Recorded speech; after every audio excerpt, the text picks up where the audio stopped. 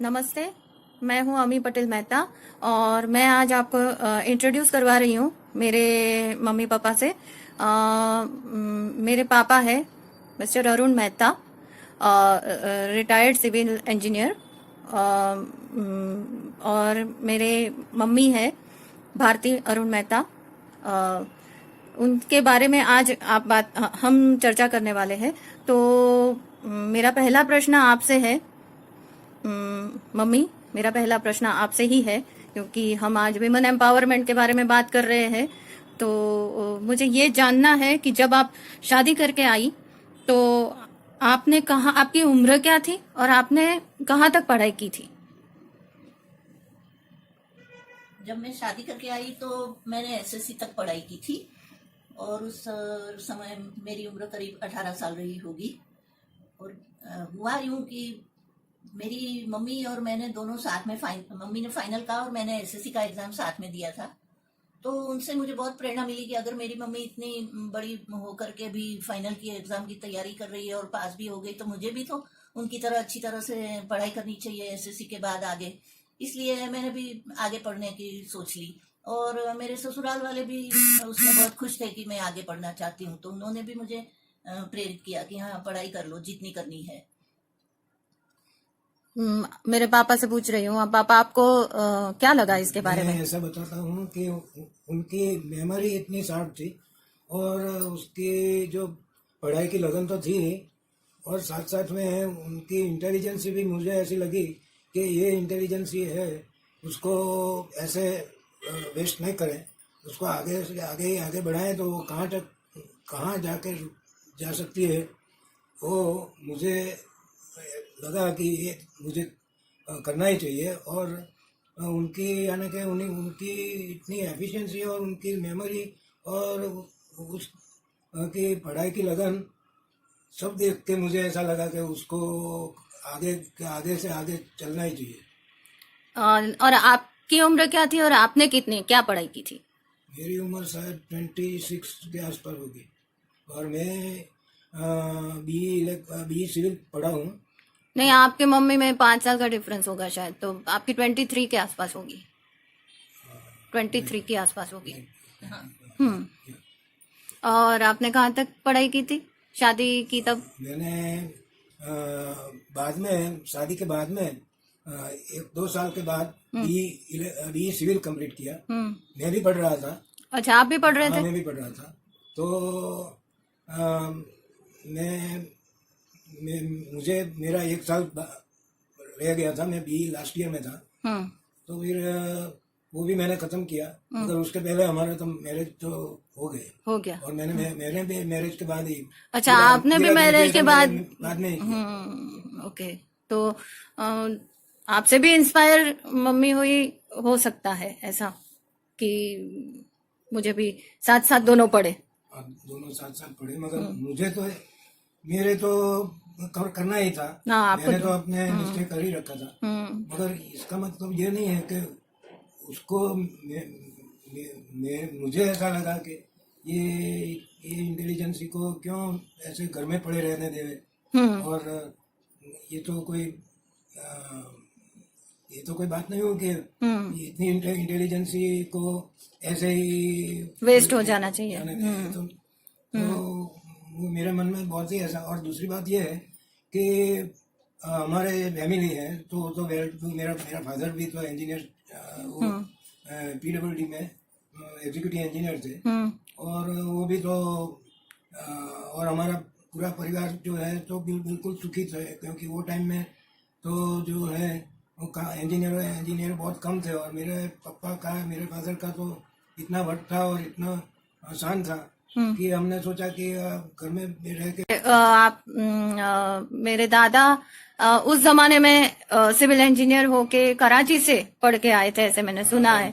तो वो एजुकेशन का पूरा माहौल मेरे दादा से ही आप सब भाई बहन में उतर के आया। और आप जरूर ऐसा समझता हूँ, क्योंकि मैं उनके साथ ही बहुत घुमा हूँ, क्योंकि उनको तो बहुत व्हीकल, जीप और गाड़ियाँ, और क्या है कि वो इरिगेशन में थे तो इरिगेशन में उनके पास बहुत से व्हीकल पड़े रहते थे, और वो तो रात भर जाते थे, तो मैं भी उनके साथ डिस्ट्रिक्ट में उनके साथ बहुत सा चला जाता था। और उनकी शान और उनकी जो देख के मुझे ऐसा हुआ कि मुझे तो इंजीनियर होना ही है। तो ये है कि मुझे तो उनसे ही प्रेरणा मिली है। और मैंने ऐसा ठान ही लिया था कि मुझे तो इंजीनियर होना ही है। मेरे पापा है इंजीनियर है, तो कितना उनका शान है, कितनी ये और सब हमको सबको प्रेरणा मिलती थी उनको देख के। मैं खुद उनके पास बड़ी हुई हूँ, तो मुझे भी याद है वो जमाना, और क्या मेरे दादा की हुआ करती थी। सबको याद है, और मेरे फ्रेंड्स को याद है, फैमिली को याद है, सबको वो दिन याद है, और क्या वो शानो शौकत हुआ करती थी वो सबको याद है। और उसी से मुझे लगता है कि सारे फैमिली ने प्रेरणा ली है। तो मुझे अभी ऐसे फील हो रहा है कि जो प्रेरणा का जो मूल स्तोत्र थे मेहता फैमिली को, कम से कम वो तो मेरे दादा ही थे, Labh Shankar Mehta, executive civil engineer in PWD.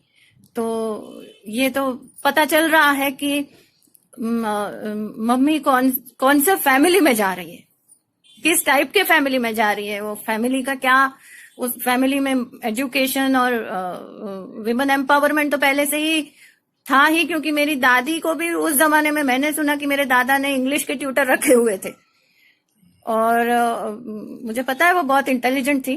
मैं उनके साथ भी बड़ी हुई हूँ, मेरे दादी के साथ। तो मैंने मेरे दादा, मेरी दादी, सारा जॉइंट फैमिली के साथ में बड़ी हुई हूँ। तो मुझे याद है, इसी वजह से मैं चाहती थी कि मैं ये वीडियो करूँ। और विमेन एम्पावरमेंट एक शब्द ऐसा उछल गया है आज की तारीख में, लोग अच्छे से समझ नहीं पा रहे कि विमेन एम्पावरमेंट है क्या। वो सोचते हैं कि नारा लगाना या आवाज बड़ी करके कुछ भी बातें करना या कुछ भी करना, उसको विमेन एम्पावरमेंट नहीं बोलते हैं। विमेन एम्पावरमेंट भी एक सेल्फ एम्पावरमेंट ही है। विमेन एम्पावरमेंट मतलब सिर्फ विमेन एम्पावर हो जाएगी तो चलेगा, मैन एम्पावरमेंट नहीं होंगे तो नहीं चलेगा, ऐसा कुछ नहीं होता है। सेल्फ एम्पावरमेंट होना चाहिए। तो हम, मम्मी जिस फैमिली में जा रही थी वहां के लोग कितने एम्पावर्ड थे, उसकी वजह से उसको सेल्फ एम्पावरमेंट सीखने को मिला, और उसकी वजह से एक विमेन एम्पावरमेंट का एग्जाम्पल तैयार हुआ समाज के सामने। तो मुझे ऐसा लगता है कि जैसे बोलते हैं कि there is a woman behind every man's success, तो मुझे ऐसा लगता है कि यहाँ पे मम्मी की सक्सेस के पीछे आपका हाथ रहा काफी, क्योंकि वो तो मैट्रिक पास करके आई। तो मम्मी, मैं आपसे पूछती हूँ कि लेकिन आपको ऐसा क्यों लगा? ये तो मेरे पापा का व्यू पॉइंट था कि उनको ऐसे क्यों लगा कि,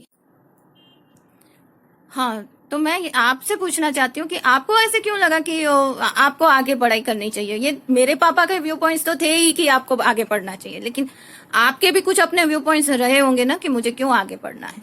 तो हाँ, तो मैं तो अपनी माँ से ज्यादा इंस्पायर थी कि उन्होंने बड़ी उम्र में फाइनल किया। फिर बाद में इस फैमिली में आके देखा तो यहाँ पर भी सब पढ़े लिखे थे, तो ऐसे लगा कि मुझे भी आगे पढ़ना चाहिए। और वो लोग भी मुझे पढ़ाना चाहते थे। अगर मैं पढ़ना चाहती हूँ तो वो लोग मुझे राजी खुशी पढ़ाना चाहते थे, इसलिए मैं पढ़ गई। इनका भी तो साथ था मुझे कि हाँ पढ़ो, आगे पढ़ाई करो, आगे बढ़ो, कुछ करो। तो नहीं, लेकिन माँ का क्या इंस्पिरेशन? माँ बड़ी उम्र में पढ़ी बराबर है, लेकिन हाँ बोलिए। लेकिन वो क्या है, बराबर है बड़ी उम्र में पढ़ी, लेकिन मुझे वो वाकया तुमने सुनाया था कि तुम दोनों साथ में मिलके तुम दोनों ने एक ही साल में दोनों ने मैट्रिक पास किया, और तुम्हारी बुक्स मेरी नानी पढ़ती थी, और जब दोनों का रिजल्ट आया तो बल्कि तुमसे नानी का रिजल्ट 2% ज्यादा था। हाँ, सही बात। तो ये तो बहुत बड़ा एम्पावरमेंट हो गया। ये तो मम्मी का एम्पावरमेंट हो गया, नानी का एम्पावरमेंट हो गया। तभी मुझे ऐसे लगा कि पढ़ना तो चाहिए, और अगर पढ़ने की लगन है तो कोई चीज रोक नहीं सकती, कितनी भी मुश्किल आवे। नहीं तो वो मैंने भी अपनी ग्रेजुएशन बहुत ही मुश्किल से की क्योंकि तुम पैदा हो गई बीच में 2 साल में। तो फिर बाद में मैंने ड्रॉप लिया 2 साल, और 2 साल के बाद मैंने फिर से आगे पढ़ाई शुरू की। जब आगे पढ़ाई शुरू की तो मैं तुम्हें साथ कॉलेज लेके जाया करती थी और तुम बेंच के नीचे बैठ के खेला करती थी, और जो तुम्हें नाश्ते का डब्बा दिया या पानी की बोतल, दूध की बोतल, वो सब तुम अपना किया करती थी बेंच पर के वो नीचे। अलाउड था? अलाउड तो नहीं था, फिर लेकिन मेरे प्रोफेसर सब अलाउड करते थे कि चलो कोई बात नहीं, अभी छोटी बच्ची है, कुछ डिस्टर्ब नहीं करती थी, अपने आप बेंच के नीचे बैठ के अपना अपना खाती पीती थी और कुछ बोलती नहीं थी, कुछ ज्यादा ये क्या बोलते हैं, मिस्चीफ नहीं करती थी कोई। तो ऐसे चला और ऐसे मैंने एग्जाम्स भी दिए, और मुझे भी पता नहीं चला कि कैसे मैंने ये एग्जाम्स दिए तुम्हें बड़ा करते हुए। और तुम्हारे पापा ने भी मुझे बहुत पढ़ने में सहायता की, पेपर तैयार करवाते थे, क्वेश्चन तैयार करवाते थे, इस तरह तैयारी करो, इस तरह तैयारी करो। वो तो मुझे भी याद है, मेरे भी पीछे लगे पड़े रहते थे। तो मैंने इस तरह से तैयारी की और मैं यूनिवर्सिटी फर्स्ट हो गई ओह वाह। सेंटर में। कौन से, किस में? एसएनडीटी यूनिवर्सिटी में। किस में? क्या ग्रेजुएशन? ग्रेजुएशन में बीए विथ हिंदी। हिंदी क्यों? आप गुजराती हो ना? लेकिन मुझे पहले से ही हिंदी पसंद था। ओके। तो उसकी वजह से फिर सेंटर फर्स्ट हो गई। बाद में मैंने एमए में एडमिशन लिया गुजरात यूनिवर्सिटी में। वाह, तो आप यूनिवर्सिटी फर्स्ट हो गई? हाँ, एसएनडीटी यूनिवर्सिटी में मैं अहमदाबाद सेंटर से फर्स्ट थी, अहमदाबाद सेंटर में फर्स्ट थी। वाह, congrats, what a great thing to achieve after marriage, after child birth, after looking after the family, joint family. That's a great achievement, क्योंकि मेरी शादी होने के बाद, मेरे बच्चे होने के बाद मुझे तो नहीं टाइम मिलता था। तो I know how difficult it is कि ये सब संसारिक जवाबदारी निभाते हुए ये सब कैसे करना, ये हो नहीं पाता। मतलब बहुत विल पावर की जरूरत पड़ती है। विल पावर की जरूरत पड़ती भी है और लोगों का साथ भी मिलता रहा, दोनों बात हुई। विल पावर भी था और लोगों लक का भी साथ मिला, और भगवान की भी मेहरबानी हुई थी, मिलके ये सब कुछ हो सका। और जो एसएनडीटी कॉलेज में मैं जाती थी, एसएलयू कॉलेज उसको अहमदाबाद में बोलते हैं, तो वहां पर तो एनुअल फंक्शन बहुत हुआ करते थे, अच्छे अच्छे। तो वहां पर उनका ये था कि ये लोग हमेशा हर साल एक बैले ड्रामा करते थे एनुअल फंक्शन में। बैले ड्रामा क्या होता है? वो नृत्य आज की तारीख में बैले ड्रामा जैसा कम लोगों को पता होगा। वो नृत्य नाटिका रहती है, मतलब वो पूरी एक कुछ कहानी रहती है पौराणिक, जो नृत्य में दिखाई जाती है, उसको नृत्य नाटिका बोलते हैं, इंग्लिश में बैले ड्रामा बोलते हैं। तो फिर उसमें भी मुझे नृत्य तो आता ही था, क्योंकि मैंने वहां पर मुंबई में मैंने गोपी कृष्ण के क्लास भरे थे थोड़े दिन। बाद में वो दूसरी जगह आशा पारेख के साथ। हाँ, आशा पारेख मेरे साथ में ही सीखती थी। और उनके घर बदल के दूसरी जगह चले जाने के बाद मैंने दूसरे टीचर थे शरद शुक्ल के डांसिंग क्लास लिए। तो हुआ ऐसा कि मैं एसएलयू कॉलेज में पढ़ने आई और उन्होंने ये नृत्य नाटिका के लिए तैयारी शुरू की। तो लड़कियां पसंद करने की बारी आई, तो डांस टीचर के रूप में शरद शुक्ल जी थे। तो शुक्ला जी ने मुझे देखा तो उन्होंने बोल दिया कि यही मेरी नृत्य नाटिका की मुख्य पात्र में रहेगी, हीरोइन यही बनेगी। तब हमने 2 साल में अच्छे 2 नृत्य नाटिका की, कच्छ देवयानी की और उर्मिला लक्ष्मण की, ऐसे 2 की, और दोनों में मैंने फर्स्ट प्राइज लिया। अरे वाह। हाँ, lead role and first prize. हाँ। तो वैसे वो बचपन का कुछ यहाँ आके मिल गया। तो बचपन में जो डांसिंग क्लास भरे थे शुक्ला जी के, वो शुक्ला जी यहीं पर डांस टीचर की हैसियत से आ गए थे। तो उन्होंने मुझे चयन कर लिया और मैंने उनकी जो मेरे पर जो विश्वास था वो मैंने खराबी उनको करके दिखाया कि ये रहेगी मेरी नृत्य नाटिका की हीरोइन। तो मैंने प्राइज भी जीत के उनको। और मैंने सुना कि तुमने वो जनक जनक पायल बाजे की भी सारी रिहर्सल्स वगैरह देखी। हाँ, वो संध्या और क्योंकि हम गोपी कृष्ण जी के डांसिंग क्लास में जा रहे थे, तो वहां पर उस वक्त वो भी प्रैक्टिस किया करते थे जनक जनक पायल बाजे की। तो संध्या जी के तो पैर बहुत फूल जाते थे और पैरों से कई बार खून भी आता था, इतनी प्रैक्टिस करवाते थे। गोपी कृष्ण जी बहुत ही स्ट्रिक्ट मास्टर थे। ओह, ये बात तो फिल्म इंडस्ट्री में भी किसी को पता नहीं होगी।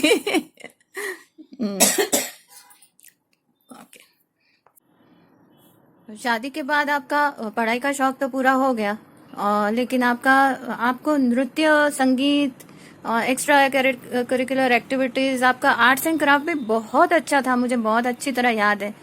और तो वो आपका शायद छूट गया था शादी की वजह से, तो वो शौक आपका जो अधूरा रह गया था, जो आपने नृत्य सीखना शुरू किया था, वो सब अधूरा रह गया था। थोड़ा बहुत आपका पूरा भी हुआ बैले ड्रामा वगैरह करते वक्त, लेकिन वो आपने सोचा कि वो मैं अपनी बेटी के जरिए पूरा करूं, तो वो क्यों ऐसा आपको लगा? जब मैं नहीं पूरा कर पाई तो मैंने सोचा कि अभी मैं तुमको ही आरंगेट्र करवा करके मेरा शौक पूरा करती हूँ। मुझे ऐसे लगा कि मैंने ही कर दिया तो मैंने तुमसे आरंगेट्र करवाया, और फिर हमने अपना एक गरबा का ग्रुप भी बनाया खुद ने, और वो गरबा कंपटीशन में भी जाते थे। और ऐसे और फिर तो तुम बड़ी हो गई तो तुम भी हम मेरे साथ होली गरबा करना, डांस करना वगैरह, तो वो ग्रुप चला रहे थे। तो कोई और भी, और मुझे याद है हम हमेशा जोड़ी में गरबा करते थे। गरबा में जोड़ी होती है, 1 नंबर 2 नंबर ऐसे। तो तुम 1 नंबर होती थी, मैं 2 नंबर होती थी, और हमारी जोड़ी रहती थी माँ बेटे की, और बाकी सब सहेलियां जोड़ी होती थी, लेकिन हमारी जोड़ी जरा हटके होती थी, अब माँ बेटे की जोड़ी रहती थी। फिर बाद में ऐसा हुआ कि एक रंग बहार करके ग्रुप था गरबा का, फोक डांस का ग्रुप था, राजेंद्र भगत का। तो उनको जाना था, उनको इनविटेशन मिला था अमेरिका में इंटरनेशनल फोक फेस्टिवल में पार्ट लेने के लिए। और वो राजेंद्र भगत हमारे पड़ोस में ही रहते थे, तो उन्होंने देखा कि ये गरबा करवाती है और सारी लड़कियों को सिखाती है वगैरह है, तो उन्होंने आकर हमें कांटेक्ट किया और कहा कि आप चले, हम मेरी लड़कियों को सिखाए, हमारे लिए ग्रुप में आए हमारे साथ अमेरिका। तो फिर हमने वो भी तैयारी कर ली, सारे फोक डांस तैयार कर लिए, और लगभग उसमें 12-13 जैसी आइटम थी, अलग अलग प्रांत के सब डांस थे, फोक डांस थे, गरबा था, सब कुछ था, लावनी भी थी, बिहू था, भांगड़ा था, फिर एक तो नागिन डांस था, और बहुत सारे डांस थे, फोक डांस थे। वो सारे आइटम हमने तैयार किए और अमेरिका के लिए गए, और वहाँ हमने अच्छे से परफॉर्म लेकिन किया। हम तो सब डांसर्स थे, लेकिन आप अकेली सिंगर थी हमारे ग्रुप में। मैं अकेली सिंगर थी, फीमेल सिंगर थी। फिर वहां से जब हम लौटे, तब एक दूसरा जो ग्रुप था वो जा रहा था अमेरिका के लिए डांस प्रोग्राम लेकर के। हमारे साथ वाला ग्रुप, हमारे एक दूसरा ग्रुप था अहमदाबाद का, वो जा रहा था, और हम आए उसी दिन वो लोग जा रहे थे, और उनका प्लेन हाईजेक हो गया, और उसमें वो ग्रुप की जो लीडर थी कल्पना, तृप्ति और कल्पेश, उसमें से तृप्ति का देहांत भी हो गया उसमें, और उसी सही वारदात के ऊपर से एक फिल्म भी बनी, निर्जा। क्योंकि वो ग्रुप में हमारे बहुत सारे फ्रेंड्स थे। आधे फ्रेंड्स हमारे ही ग्रुप में थे, और जो उस ग्रुप में थे वो भी हमारे फ्रेंड्स ही थे। तो उनके साथ ये जो घटना हुई, उससे हमें बहुत दुख पहुंचा। We were affected by this incident that happened, और हमें ये भी लगा कि हम बच गए, हमारे साथ ये नहीं हुआ। हमारे साथ हो सकता था लेकिन हम उस दिन आए, वो उसी दिन वो उड़ रहे थे जाने के लिए, और तभी उनका हाईजेक हो गया। क्योंकि हमारा प्लेन TWA का था, which was going through Paris, कुछ ऐसा कुछ था, और उनका प्लेन पाकिस्तान से जा रहा था, उनका था पानेम एयरलाइंस, और वो पाकिस्तान थ्रू जा रहा था, ऐसा कुछ तो मुझे याद आ रहा है। तो ओके, तो ये तो सब बातें हो गई आपके एजुकेशन की आफ्टर मैरिज, और वो आपने अपना सांसारिक ड्यूटीज निभाते हुए मेरे साथ में बच्ची पैदा हो गई। उसके बाद आपने कैसे वो सब किया, यूनिवर्सिटी फर्स्ट आई, और बाकी एक्टिविटीज में भी आप फर्स्ट आती रही, और मुझे कॉम्प्लेक्स देती रही साथ साथ में। तो मुझे भी ऐसे लगा कि यार मम्मी ऐसे कर रही है तो मुझे भी तो वैसे करना पड़ेगा। तो जैसे तुमको तुम्हारी मम्मी ने इंस्पायर किया, ऐसे मुझे मेरी मम्मी ने इंस्पायर किया, और फिर ये ऐसे सिलसिला आगे बढ़ा। आई एम वेरी हैप्पी कि मैं आप लोगों की बेटी हूँ। आप लोगों ने मुझे हमेशा एनकरेज किया है हर बात में। मेरे पापा ने मुझे हर वो चीज़ में एनकरेज किया, हर चीज़ मुझे मैंने हर चीज करी उनकी वजह से। मैं एनसीसी में गई, मैंने क्या नहीं किया, हर चीज जो करना चाहती थी वो मुझे करवाई।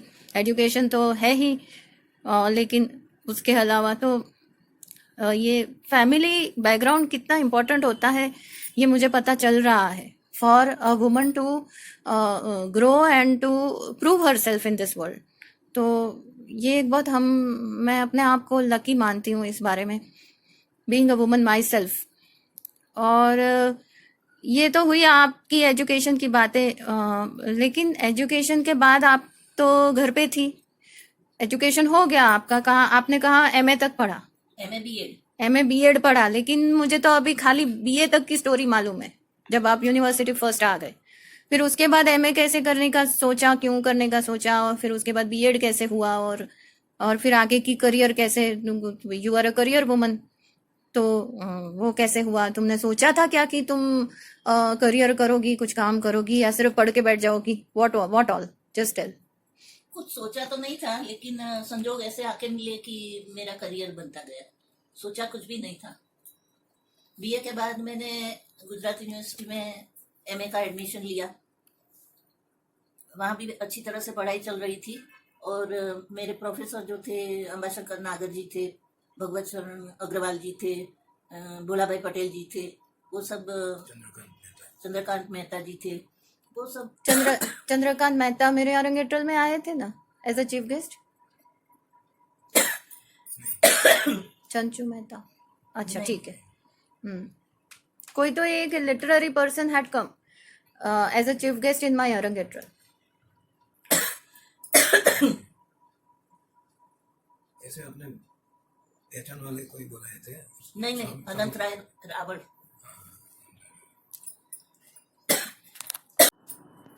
ओके, तो अभी बीए तक की स्टोरी पता चल गई, अभी एमए और बीएड कैसे हुआ और करियर कैसे शुरू हुआ उसकी स्टोरी बताइए।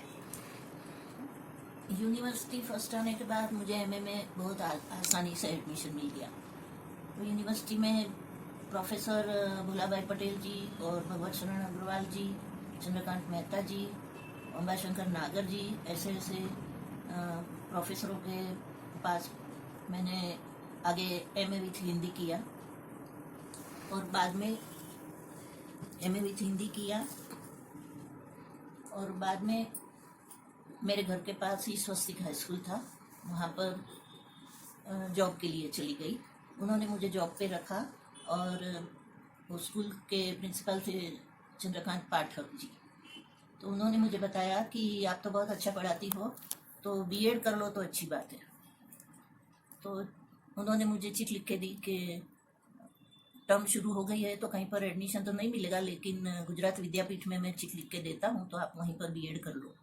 तो मैंने हिंदी में बीएड किया वहाँ पर, हिंदी मीडियम में हालांकि, और बीएड हो गई। उसके बाद मैंने उद्गम स्कूल में जॉब ले ली, और उद्गम स्कूल में जॉब लेने के बाद वो क्यों ली? उद्गम में ही क्यों ली? मैं तो उसमें मैं पढ़ रही थी। हाँ, लेकिन तुम्हें दाखिला लेने गई थी तुम्हारा, तो प्रिंसिपल सरोजबेन कारवाल होती, उन्होंने पूछा कि कहाँ तक पढ़ाई की है। उसमें पेरेंट्स की पढ़ाई का भी एक होता है कॉलम, उसमें मैंने भरा कि एमए बीएड। तो उन्होंने बोला कि बीएड किया है तो मेरे यहाँ जॉब कर लो, मुझे हिंदी टीचर की जरूरत है।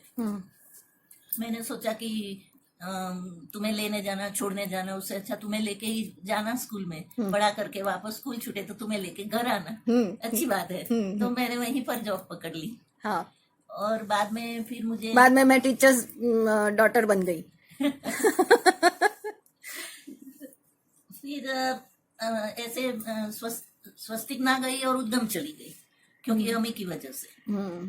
बाद में मैंने वहां पर कुछ ऐसा वाकया हुआ कि मुझे म्युनिसिपल कॉर्पोरेशन में टीचर की जॉब मिल गई हाई स्कूल में। और जब मैं हाई स्कूल में चली गई तो एक दिन मेरे यहाँ खत आके पड़ा हुआ था कि आप पाठ्य पुस्तक मंडल में लेखन कार्य और परामर्शन कार्य के लिए हमें सहयोग दें। मैंने नीचे देखा पाठ्य पुस्तक मंडल, फिर वहां जाके मैं चकित हो गई, क्योंकि जो हमारे ये हिंदी की 9वीं कक्षा, 7वीं कक्षा और 10वीं कक्षा की जो किताबें हमें तैयार करनी थी, टेक्स्ट बुक, उसके जो हेड थे, जो हमारे गाइड थे, वो मेरे प्रोफेसर थे। वो भगवत शरण अग्रवाल जी थे, हम्म भोलाभाई पटेल जी थे, हम्म चंद्रकांत मेहता जी थे। हम्म तो उन्होंने कहा कि हमने आपको याद किया कि आप अच्छी तरह से हम्म हमारे साथ काम करोगी। तो इस तरह से मुझे पाठ्य पुस्तक मंडल में काम करने का मौका मिल गया हम्म और हमने इन तीनों कक्षा की टेक्स्ट बुक की तैयारी में योगदान दिया। हम्म। और बाद में टेक्स्ट बुक की तैयारी कोई मुझे याद आ रहा है हल्का हल्का कि तुमको गांधीनगर जाना पड़ता था। हाँ, तो पाठ्य पुस्तक मंडल का ऑफिस जो है शिक्षायन, वो गांधीनगर में है। तो उसी वजह से हमें गांधीनगर जाना पड़ता तो तुमको ऑफ मिलता था या तुमको एक्स्ट्रा समय निकाल के जाना पड़ता नहीं, था? जिस दिन पाठ्य पुस्तक मंडल की तैयारी के लिए जाना होता है उस दिन स्कूल से छुट्टी मिलती थी। अच्छा। On duty. On duty. Wow. तो इस तरह से पाठ्य पुस्तक मंडल में भी मुझे काम करने का मौका मिल और गया। टेक्स्ट बुक्स के पीछे आपका नाम आता था हर टेक्स्ट बुक के नहीं, पीछे? हर नहीं, मैंने 7वीं 9वीं और 10वीं कक्षा की टेक्स्ट बुक में काम किया, लेखन का, परामर्श का, ऐसा। तो तीनों किताब में मेरा नाम रहता है। हमारे साथ और भी 5 लोग होते हैं। सबका और तुम्हारा नाम? हाँ, सबका वहाँ पर नाम रहता है पेज पे, किन किन लोगों ने ये बुक तैयार की, टेक्स्ट बुक। वो टेक्स्ट बुक कैसे तैयार होती है? उसमें हम सबको अलग अलग 5 लोगों को, जो हमारे प्रोफेसर थे, भोलाभाई जी और चंद्रकांत मेहता जी और भगवत शरण अग्रवाल जी, वो लोग हम 5 लोगों को एक एक कार्य सौंप देते थे कि कैसे, कौन सी कविताएं चयन करनी है, कौन सा पाठ चयन करना है, क्या व्याकरण उसका बनाना है, क्या उसकी प्रश्नोत्तरी होगी, क्या उसके समानार्थी शब्द होंगे। ये सब बातें मिल करके सब लोग अपना अपना काम करके आते थे, फिर मिल मिलाकर वो बुक तैयार होती थी। इस तरह से टेक्स्ट बुक को तैयार किया जाता है। तुम्हारा कौन सा पाठ था? मेरा हर दफे 10वीं में मेरा पाठ था प्रश्नोत्तरी का, कि इस तरह के प्रश्न होंगे और उसके उत्तर कैसे होंगे। और 9वीं में जो था वो मेरे पर्यायवाची शब्दों का था, कि टेक्स्ट बुक में कितने कितने ऐसे शब्द हैं जिसके पर्यायवाची शब्द देने जरूरी है। और 7वीं में मेरा व्याकरण का काम था, कि 7वीं कक्षा के लिए कौन सा व्याकरण उचित रहेगा ये कक्षा के लिए। इस तरह से बुक्स तैयार करते हैं। और कौन से पाठ लेने हैं वो लोग ही डिसाइड करते हैं? नहीं, वो हम सब मिलकर डिसाइड करते हैं कि ये कक्षा के लिए ये पाठ रहेगा कि नहीं। और पाठ में और कविता में मिलकर के हमें देखना होता है कि ऐसे भौगोलिक, वैज्ञानिक ऐसे भी अंदर पाठ आ जाए। जैसे कि हिमालय पर सबसे पहले चढ़ने वाली लेडी थी बचेंद्री पाल, तो उनका हमने थोड़ा सा जीवन चरित्र लिया कि कैसे वो हिमालय पर चढ़ गई, तो बच्चों को इंस्पिरेशन मिले साहस करने का। फिर कोई ऐसे पर्यटन का कोई ले लेते हैं कि कहीं की सैर हो या ऐसा। तो ऐसे विविध, उसमें भूगोल आ जाए, उसमें इतिहास आ जाए, इसमें सब पूरा, मतलब भाषा है, लेकिन उस भाषा को बहुत सारे विषय उसमें हम समझ सकते हैं, इतिहास, भूगोल, विज्ञान, ऐसे।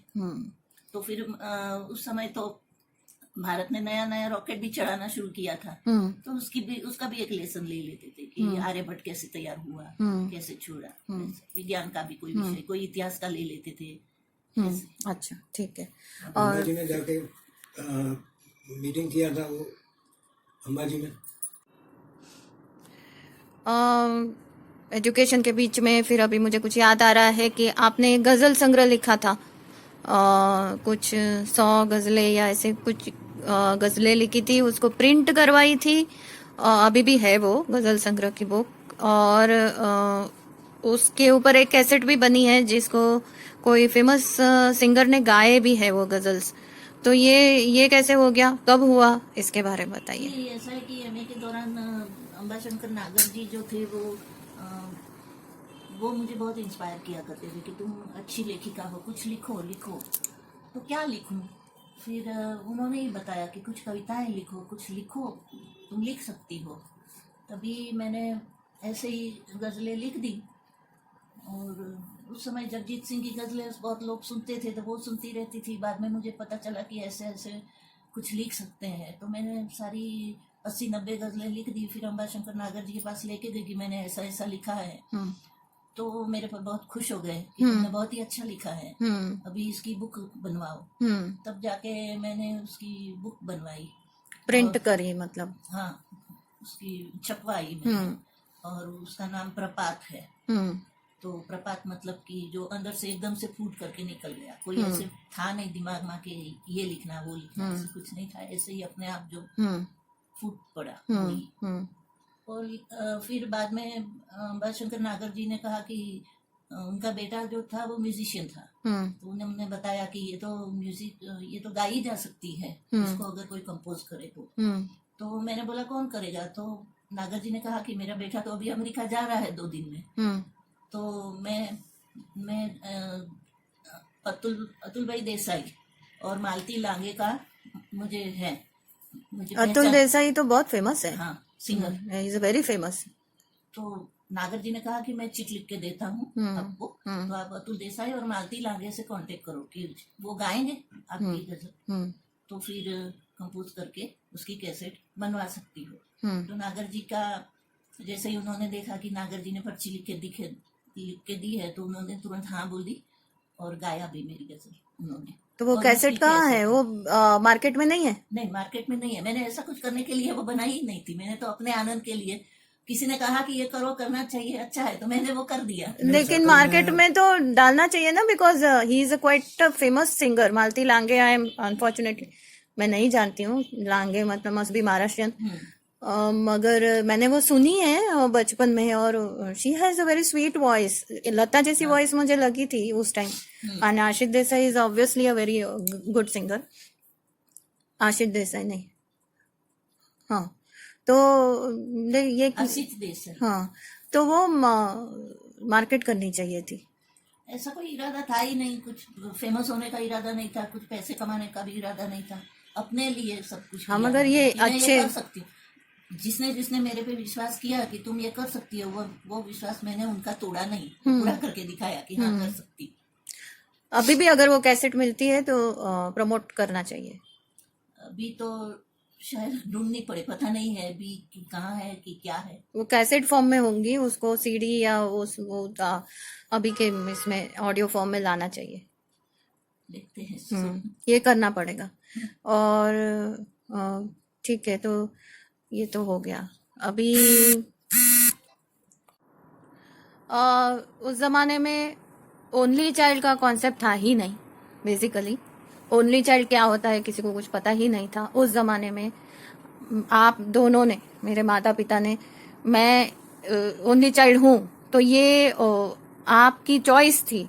और ये ऐसे क्यों सोचा आपने? इतना रेवोल्यूशनरी थॉट आपको क्यों आया? क्योंकि आजकल के जमाने में तो लड़का हो तो भी ओनली नहीं होता है, लड़की तो होगी ही नहीं। लड़की होगी तो उस जमाने में तो एक लड़का जरूरी है, तो लड़का लड़की में तो भेद तो था ही और अभी भी है। तो ये सब, इसको भी तो एक एम्पावरमेंट ही माना जाएगा। तो ये कैसे आपके सोच में आया, ये मुझे बताइए। कौन बताएगा पहले? ये तो मेरी सोच में आया था, क्योंकि मैंने देखा कि अपने भारत देश में इतनी पॉपुलेशन बढ़ गई है, और वो टाइम में चाइना के बाद हमारा आज भी ऐसा ही ये बर्निंग प्रॉब्लम है। चाइना में तो हम जाके आए हैं, वहाँ पे रूल है, एक ओनली चाइल्ड का रूल है वहाँ पे। अगर आपको दूसरा चाइल्ड चाहिए तो आपको एवरी मंथ दंड भरना पड़ता है, बहुत सारे पैसे गवर्नमेंट को देना पड़ता है अगर 2 बच्चे चाहिए तो। वहाँ तो ओनली चाइल्ड का रूल है, गवर्नमेंट ऑफिशियल रूल है। हमारे यहाँ भी ऐसी सोच तो चल रही थी, इंदिरा जी के समय में ये बात तो चल रही थी, मगर फिर लोगों में से उनका ज़्यादा सपोर्ट नहीं मिला, तो भी पहले से तो बहुत फर्क पड़ा। और अभी तो हमने यही सोचा कि लड़की है या लड़का है, लड़की को हम लड़के जैसे ही हम उनको बड़ी करेंगे और वो हमारा नाम भी बढ़ाएंगी, तो हमको फिर ज़्यादा क्या ज़रूरत है। वो एक लड़की को हम ऐसे तैयार करें जैसे कि जवाहरलाल नेहरू जी ने इंदिरा जी को तैयार किया, तो हम भी ऐसा ही करें। तो यही हमने प्रेरणा हमें मिल गई, ऐसे ही कुदरती मिल गई कि यही करें हम। ऐसे कोई ज़्यादा बच्चों से तो ऐसी कोई प्रॉब्लम ऐसा नहीं था कि हमारा नाम ही लड़का होगा तो ही रखेगा, लड़की हम तो लड़की को ज़्यादा महत्व देते हैं कि लड़की को प्यार होता है, वो माँ बाप को ज्यादा संभाल सकती है। तो और लड़के, मेरे हिसाब से लड़के इतने उनको इमोशनल नहीं होते, इमोशनल अटैचमेंट नहीं होता। हाँ, क्योंकि वो तो लड़की है, वो तो माँ है, तो माँ का प्रेम मिलेगा, तो यही तो हमें चाहिए। तो ये हमारी जिंदगी के लिए यही तो, हम एक लड़की है तो वो आज तो हमको अभिमान है हमको कि हमारी लड़की है। वो भी तो अभी उसने भी तो इंजीनियरिंग, इलेक्ट्रॉनिक्स इंजीनियरिंग किया है, और कितने कितने उन्होंने, आजकल उनका इतना बड़ा सर्कल चल रहा है कि, और उन्होंने इतना पढ़ा है कि मैं तो कभी कभी बोल रहा हूँ कि तुम तो गूगल ही है। गूगल में जितनी माहिती मिलती है उसकी, ऐसे ही तुम्हारे पास से कोई भी माहिती हमको मिल जाती है। तो इतना रीडिंग करने के से अभी आज कल सर्कल में जो तुम्हारा चल रहा है, जो सर्कल, उनके साथ जो तुम्हारा नॉलेज का जो मिलता है उन लोगों को, समाज को, ये हमको तो उससे बहुत खुशी मिलती है और अभिमान भी मिलता है। तो ये चलो, ये तो मेरे लिए बहुत बड़ी गर्व की बात है कि आप ये सोच रहे हो कि मेरी वजह से आपका सर ऊंचा है। भगवान करे मैं ऐसे ही आपका सर ऊंचा ही रखूं हमेशा। और आपको ऐसे नहीं लगा मम्मी कि एक बेटा होता तो अच्छा होता? क्या फर्क पड़ता है, माँ बाप के लिए बेटा हो या बेटी हो, अपने ही संतान है। हाँ, लेकिन वो होता है ना, एक लाइन लग जाती है, बाद में लाइन के पीछे एक फुल स्टॉप लगता है बेटे से। लड़कियों की एक लाइन और बेटे का फुल स्टॉप। यही तो मैं बोलती हूँ कि फर्क क्या पड़ता है, संतान तो संतान होती है, लड़का हो या लड़की। और ये तो बहुत ही क्रांतिकारी सोच उस जमाने में आप लोगों ने एक एग्जाम्पल सेट किया। लेकिन और एक आपको अवार्ड भी मिला है। वो ऐसा हुआ कि जिस कॉलेज में मैं पढ़ती थी बीए का, SLU कॉलेज में, वहाँ सब लेडी अनमेरिड प्रोफेसर थी। वहाँ पर सभी, प्रिंसिपल भी, अच्छा, और सभी अनमेरिड थी, सभी लेडी थी। तो उनके सोच विचार में कुछ ऐसा आया, वो रियल मायने में वीमेन इन पावर थी, बिल्कुल थी। तो उनके विचार में ऐसे सब अनमेरिड और सब लेडी, तो मिलना चाहिए था। हाँ, तो उनको ऐसा विचार आया कि हमें अहमदाबाद सिटी में ढूंढना है कि कौन ऐसे लोग हैं जिनके ओनली फीमेल चाइल्ड है, ओनली बेटियां हैं, एक ही है लेकिन बेटी। तो चॉइस से होना चाहिए। आप लोगों का चॉइस था, मजबूरी नहीं। कोई मजबूरी हो गई, पीछे बच्चे नहीं हुए, ऐसी वैसी मजबूरी नहीं है होना चाहिए। ये सही मायने में बहुत बड़ा क्रांतिकारी। इन लोगों ने पूरा सर्वे किया अहमदाबाद सिटी में कि कितने इतने लोग हैं जिनके एक ही लड़की है, लड़का नहीं है, और इसमें कोई आगे पीछे ये कोई मजबूरी भी नहीं है दूसरा बच्चा नहीं होने में। ऐसे कपल्स उन लोगों ने ढूंढे पूरे सिटी में सर्वे करके। बहुत अच्छा काम किया उन्होंने। और ऐसे जितने भी माँ बाप थे जिन्हें एक ही लड़की थी। कितने थे? कुछ थे तुम्हारे से अलावा? मेरे अलावा लगभग 130 कपल्स उन्होंने ढूंढे अहमदाबाद सिटी में अरे सर्वे वाह, करके। और सभी को पूरे अहमदाबाद में से सिर्फ 130? मुझे लगा 30 भी नहीं मिलेंगे। चलो मिले। 130 थे। उन्होंने टैगोर हॉल में बड़ा एक फंक्शन किया, उनका बहुमान किया, अवार्ड दिया। और ये उनकी सोच थी। उन्होंने एक बुक छपवाई है जो मेरे पास, हमें भी प्रेजेंट किया है, जितने भी है उनको तो मेरे पास भी है। मगर बात यह है कि मुझे पता नहीं था कि इतना सर्कुलेट होता है। और अब जब मैं MJ लाइब्रेरी में गया और मैं एक ऐसे ही मुझे ढूंढते ढूंढते यही बुक हाथ में आई। तो हमने सोचा कि ये तो हमने जो कंट्रीब्यूट किया है वो सारे अहमदाबाद में तो एटलीस्ट है ही, क्योंकि अहमदाबाद की लाइब्रेरी में ये पुस्तक है। तो मुझे वो बहुत गर्व के साथ सारे कपल्स के नाम, बेटियों के नाम, उनके एजुकेशन वगैरह सब उस बुक में है। और एक शील्ड जैसा भी कुछ है, ऐसा कुछ तो मुझे याद आ रहा है। नहीं, वो तीनों का फोटो और नीचे उसका वो कुछ है ऐसा कुछ। Wonderful, best thing. I am so proud. मैं बहुत गर्व फील कर रही हूँ कि मैं आप दोनों की बेटी हूँ और एम्पावर्ड हूँ। आजकल सिर्फ बातें सुननी पड़ती है एम्पावरमेंट की। मैंने अपनी जिंदगी में अपने आंखों के सामने घर के अंदर एम्पावरमेंट देखा, इसलिए मुझे बहुत बोलने की इच्छा हो गई कि क्या एम्पावरमेंट की लगी है। ये देखो, इसको बोलते हैं एम्पावरमेंट। एम्पावरमेंट को किस तरीके से ये लोग प्रेजेंट करते हैं, उसका मायने पूरे बदल डालते हैं, उसकी मीनिंग बदल डालते हैं। एम्पावरमेंट इसको बोलते हैं। विचारों से एम्पावर्ड होने से एक व्यक्ति एम्पावर होती है।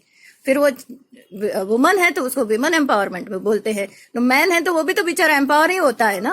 तो खाली विमेन एम्पावरमेंट के पीछे क्यों पड़े, सारे लोग एम्पावर हो जाओ। जब सब जन एम्पावर हो जाएंगे तो फिर वो लड़का होगा या लड़की होगी, जो भी जन्म लेगा उसके घर में वो एम्पावर्ड ही रहेगा ना।